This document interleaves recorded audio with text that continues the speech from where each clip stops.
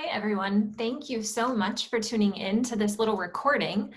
If you are listening to this, you are probably interested in Textile Exchange's new preferred fiber and materials matrix. We are really appreciative of your time. We want to use this little quick recording to give you an introduction to all of the different documents, what we want you to provide for us during the public consultation, and what you can expect next. We're going to start off with an introduction to the matrix, just a quick little run through of what the tool intends to do, where it came from. We'll have Stephanie Maurice here to walk you through the PFM matrix methodology. I'll be walking you through the guidelines document and all of the background information that you need to know to be able to review that. We'll give you some quick tips on participating in the consultation and let you know what you can be expecting next. First off, just a really quick introduction to the preferred fiber and material matrix.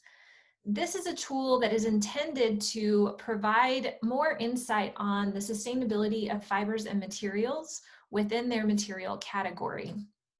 The goal of the tool is really to drive to advance adoption of preferred fibers and materials. Textile Exchange, as part of our Climate Plus vision, would like to really accelerate adoption of preferred fibers and materials. And we think a big part of doing that is making sure that the industry is on the same page and understands all of the different sustainability attributes that are important in assessing the sustainability of a fiber or material. We want to provide access to the results organized by material category. This is another really important goal of ours. We really look, you'll see this more when Stephanie talks about the methodology, but we really look at materials within their category. We think that it's pretty challenging to try to compare one material category against another, say a synthetic against a natural fiber. And so we want to be able to organize these results by category so you can get an understanding of all of the different impacts that come into play. We also want to drive a direction of travel towards positive climate plus action and the Sustainable Development Goals. Very commonly, when you look at the sustainability of a given fiber or material, it can be really easy to just focus on one or two attributes of sustainability. Maybe you're interested in water, in environmental impact, in an LCA score, or in best practices. And we really want to try to pull that together and take what we've called an LCA plus approach that combines both qualitative and quantitative inputs to give you a better overview. A quick history of the tool. This tool was originally developed as the preferred fiber toolkit from GAP. And as we worked through developing this tool and this kind of concept that would be central to Textile Exchange's strategy, GAP was at the same time also looking for a way that the tool that they had developed could have a life where it would continue to grow and evolve, and also where it would contribute to an industry-wide role. And so we're really excited to be able to work with them, and we're excited to take this tool on. To talk about the PFM matrix methodology, we're actually going to play you a recording of one of the conference sessions where Stephanie Maurice did a great job walking through what the kind of the history of Textile Exchange's development and update of this methodology, and what you can expect when you're reviewing the methodology document. So with that, I'm going to just quickly switch over and switch to Stephanie. Hello, everyone. So building off of Diana and Joelle's slides, over the next 15 or 20 minutes or so, I'm going to share with you what work we've been doing on the preferred material assessment and where we're looking and where we're heading to over the next few months. So in terms of a preferred material is a material which has improved environmental or social sustainability outcomes and impacts when compared to conventional production. So from a Textile Exchange standpoint, we think it's very important that preferred materials are identified when compared to this conventional. So looking at conventional cotton, for example, and then evaluating all the various other cotton options which are available on the market to determine which is more sustainable. And overall, Textile Exchange's goal is to drive that uptake of preferred materials and to measure industry's progress in sourcing that. And so that's primarily done by the Corporate Fiber and Materials Benchmark Survey, which over 150 companies complete every year. And this year, we've also opened to suppliers and various fiber manufacturers. So we're very excited to start measuring that progress more specifically now. This work has been going on for quite a while.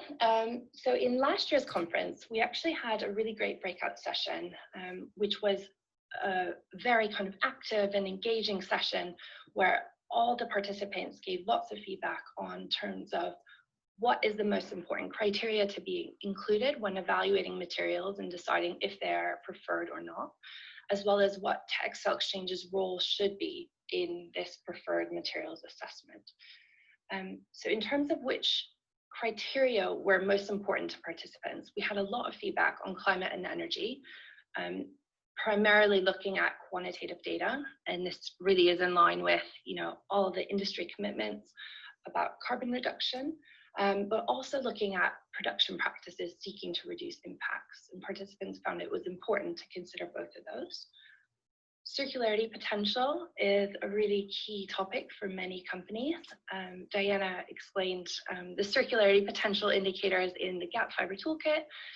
So really excited to see how we can start embedding that within our preferred material assessment moving forwards, and really looking at that resource recovery potential. How many times can something be cycled before additional virgin materials need to be added?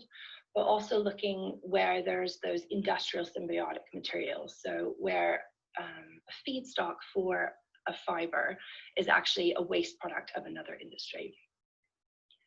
Biodiversity, land, and soil are grouped together because they're so interconnected. But that was also such an important priority criteria that many stakeholders fed back on. So land use change, looking at deforestation, obviously the negative soil erosion, but also looking at soil health, soil fertility, and certain production practices which can be used to improve that over time. And workers and communities. A lot of these tools historically have really just looked at environmental sustainability, but we've received a lot of feedback that the human aspect of this is so crucial to really understanding whether a fiber is more sustainable. So we'll look obviously health and safety and human rights, but really also at cultural heritage, indigenous and community rights, land tenure, also food security, and then the livelihoods of the workers potentially being supported or improved by sourcing various materials.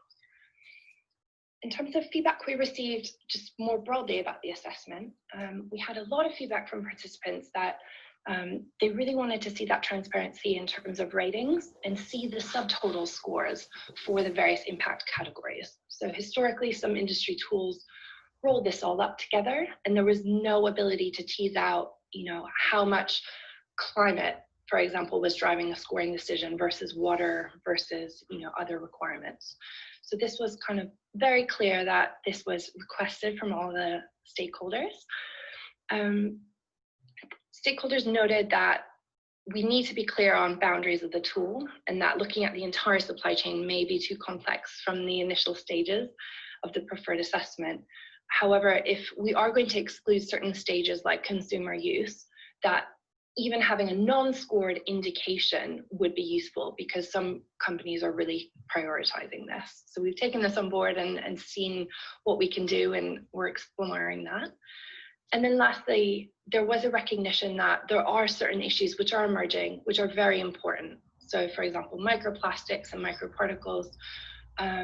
However, there was a recognition that, the research may not be there yet, but a request from Textile Exchange was to be very transparent about that and say, we want to include this in the future. We want the research to evolve, and we hope that we can have access to that data in due course.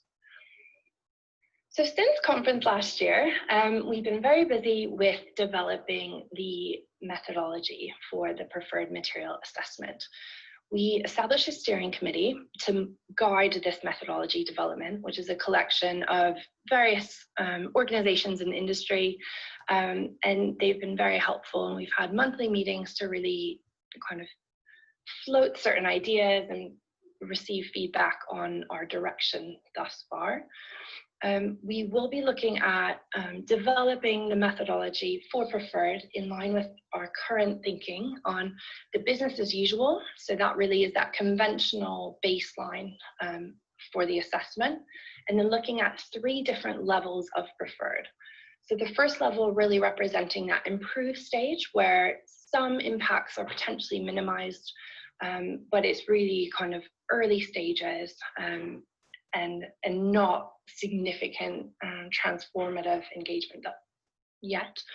Level 2 is that kind of next step up on the continuum where an initiative has minimized those harmful impacts, but has also focused really on maximizing some of those positive effects of their sourcing.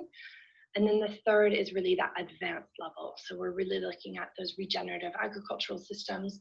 We're looking at those truly circular production systems, and that really kind of leading sustainability engagement from a material standpoint.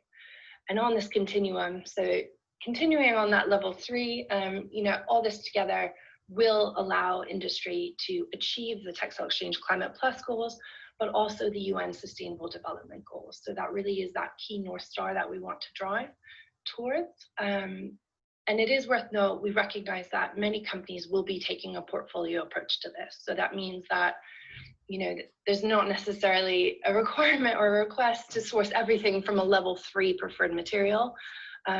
Because as Diana explained earlier, there's certain availability trade-offs or cost trade-offs. So we recognize that many companies will likely source, level 1, 2, and 3 all together.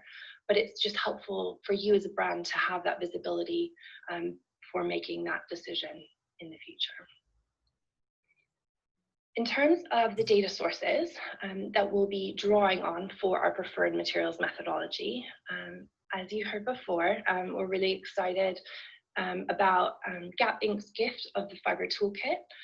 There's some really excellent qualitative indicators that we think will be crucial in assessing the various materials that are available in the market.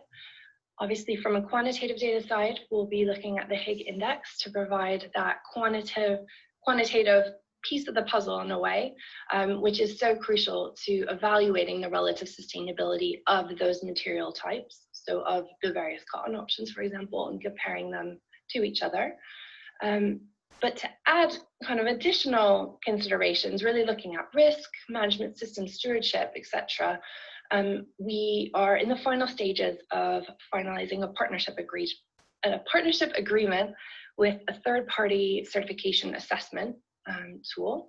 So these kind of additional lens will provide more feedback and more detailed analysis on theme-specific criteria.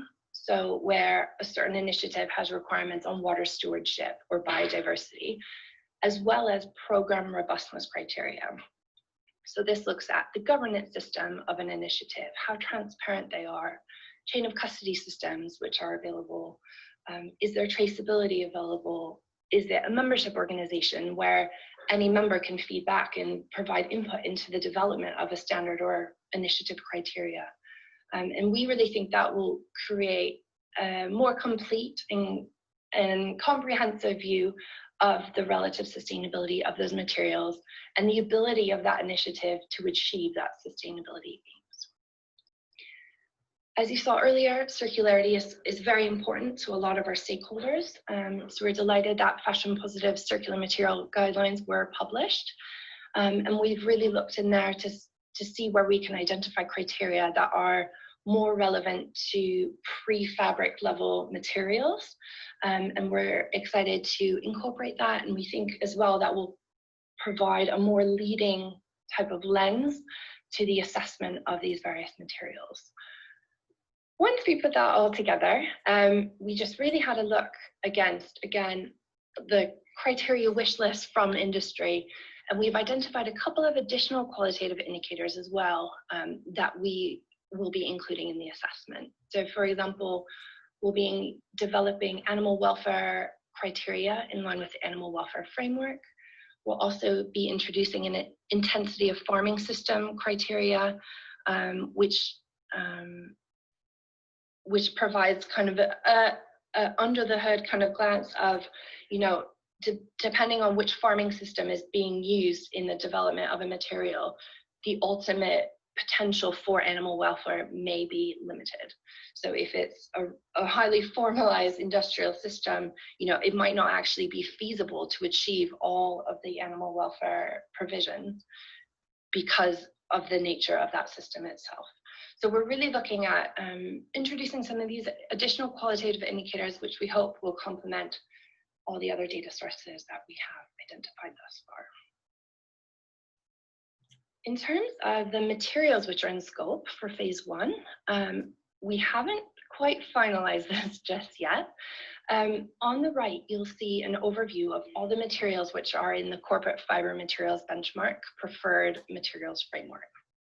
So all these materials that are included are considered a preferred material. To this, we would like to add additional branded materials. We would like to add some new industry initiatives and certifications which have been released this year, as well as hopefully a couple of additional material types. So looking at, you know, hemp, for example, and flax, but also other animal-derived materials, and looking to expand this out.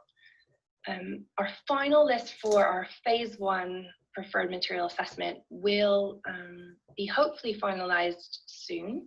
It will hinge on the time it will take to include these in the assessment, to do all the assessments. It will hinge on the availability of data, as well as the potential need to commission additional in-depth assessment standards. So we will hopefully be updating industry more broadly on this in due course, just so you can kind of see the direction we're going into. In terms of the sustainability criteria, we've identified 9 key categories of indicators. So on the right, you'll see we have climate and GHGs, water use, water pollution, chemicals and toxicity, soil health, land management, biodiversity, human rights, and animal welfare. And each one of these categories will be effectively a home for a number of different indicators, which may include quantitative indicators from SAC and the Hague MSI, qualitative indicators on various production practices or prevailing production practices, and qualitative data points as well on impact reduction strategies or approaches. And those will all be individually weighted and all come together to form that subtotal for the sustainability criteria category. And here's an example of how that might work in practice. So this is very much still in draft form, but this is how the water use impact category is currently mapped out. So you'll see the first indicator is the water quantitative data impact from MSI, really looking at water scarcity using the updated methodology, which Joelle mentioned earlier. We have introduced an indicator on water impact data availability, which is a new qualitative indicator that we have drafted. We recognize that not all branded materials or industry initiatives are embedded within the Hague MSI or other industry databases, but we would like to encourage that this does become the norm, and that hopefully all these materials will be embedded within these databases in the future. So we have a qualitative indicator which kind of provides that journey of collecting that data, having it be third-party, non-interested party assessed and validated, and then uploading that and having that be approved to one of these industry databases. To complement that, there's 2 great indicators from the GAP toolkit, looking at the efficient use of surface or groundwater, as well as the efficient use of rainwater. So this will look at the production practices used for that material, and if any of the more sustainable practices are applied to reduce that potential impact and improve the management. To complement this, there's the fashion positive circular material guidelines on the recycled and reuse of water. So this is one of the more leading indicators, which looks at the achievement of certain levels of ZDHC wastewater guidelines or equivalent. So for example, Clean by Design or another program. And again, this is potentially a more leading and higher form of engagement for some of the materials, but we really think it's a great North Star to incorporate and will provide that kind of mapping to that circular materials guidelines. And then in terms of the third-party certification assessments that we are going to be including, we're very excited that the source we've identified has two kind of frames at which they look at these certification assessments. So one, again, is that theme specific. So looking at specific requirements on mitigating risk of water use. And that's looking at, the broader context of the water use in that region and different steps that are taken to protect that and protect the water bodies in that region. And then to complement that is the program robustness score. So again, looking at the ability to enforce some of those requirements or check that they are happening, to be transparent about where it is happening, where it may not be happening, and really provide some of that traceability and chain of custody to some of the companies that will be sourcing these materials. So what would happen again was all the sustainability scores will be combined into a subtotal. We'll then multiply that by a program robustness score, and then that will be the final score for water use, which should hopefully be available in the public domain.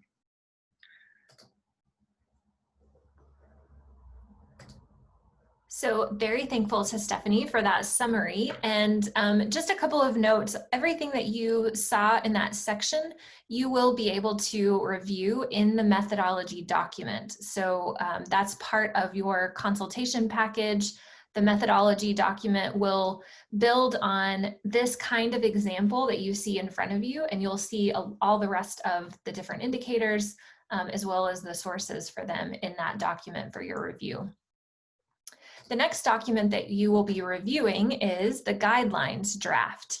And this document is essentially outlining what the system that will manage and kind of oversee the preferred fiber material matrix, the decision-making, how communication happens, and how materials are assessed. This is a draft, just to reiterate, and none of this roles and responsibilities or the structure has been finalized or set up yet, but we are taking comments and would love to hear your input on this model. So the vision that we have for the roles and responsibilities is for the roles to be shared across 3 different groups. The first would be Textile Exchange, acting as the administrator of the tool, kind of facilitating and managing the group. We're proposing to have a council of like-minded organizations that have a shared vision and mission to help Textile Exchange to make final decisions about the matrix.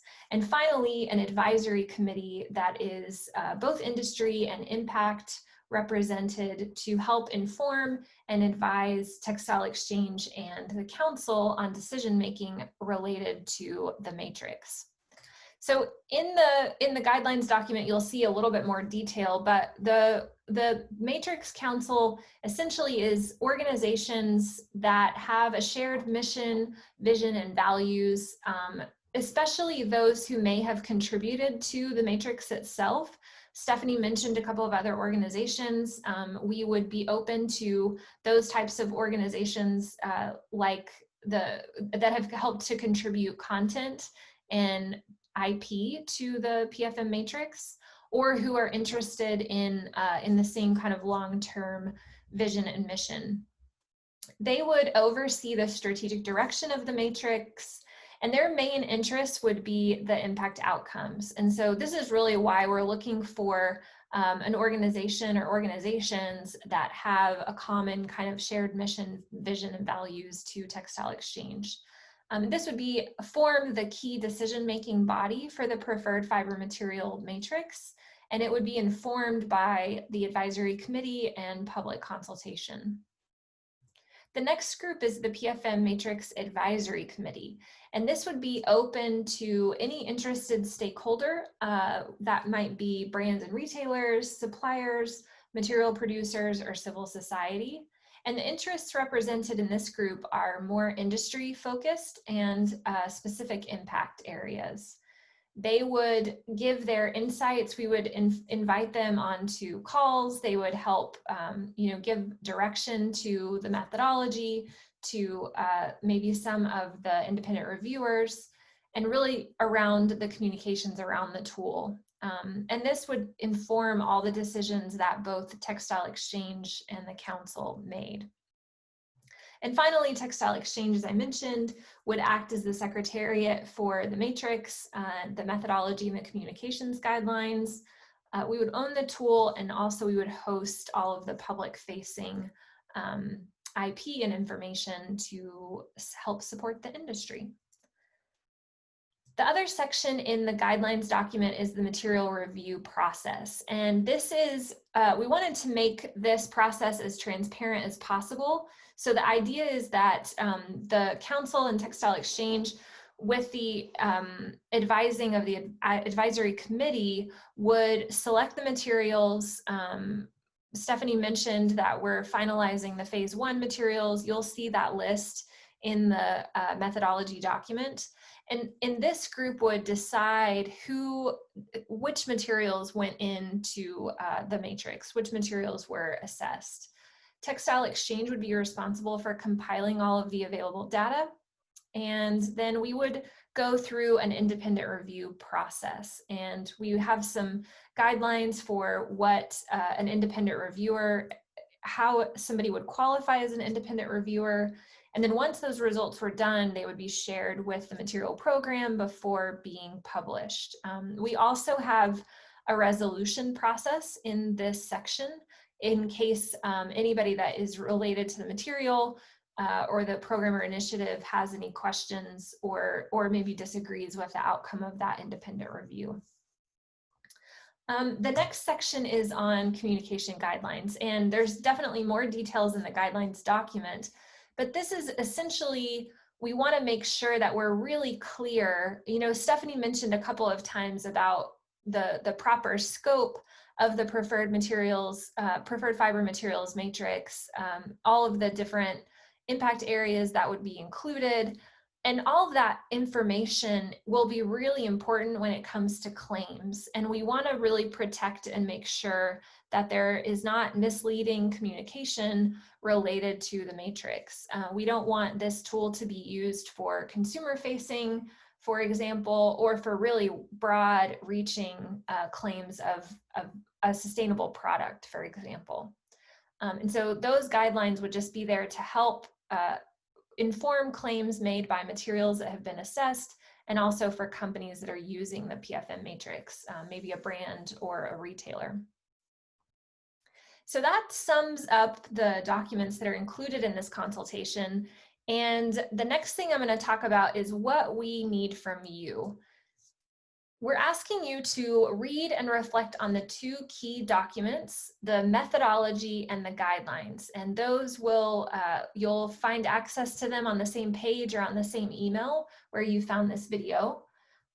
And we're asking you to complete our online survey by January 20th, 2021.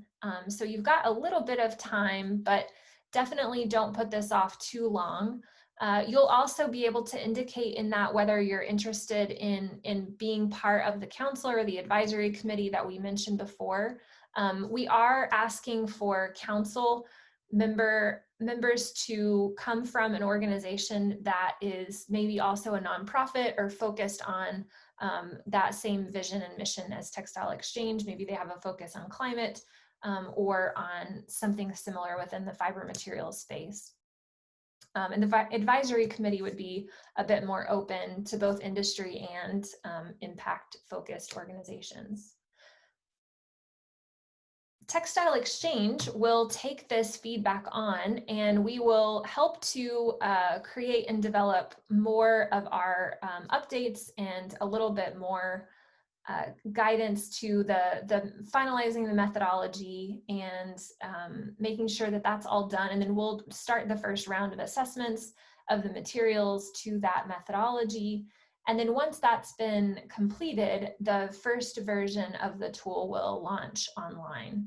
And we'll provide the communications tools as well as hopefully a nice looking website for you to assess and access all of the materials that are within scope. Thank you very much for your time. If you have any questions, feel free to send us a note via the contact form on Textile Exchange's website, and we will be happy to help you. And thanks again for participating in this consultation. Thanks.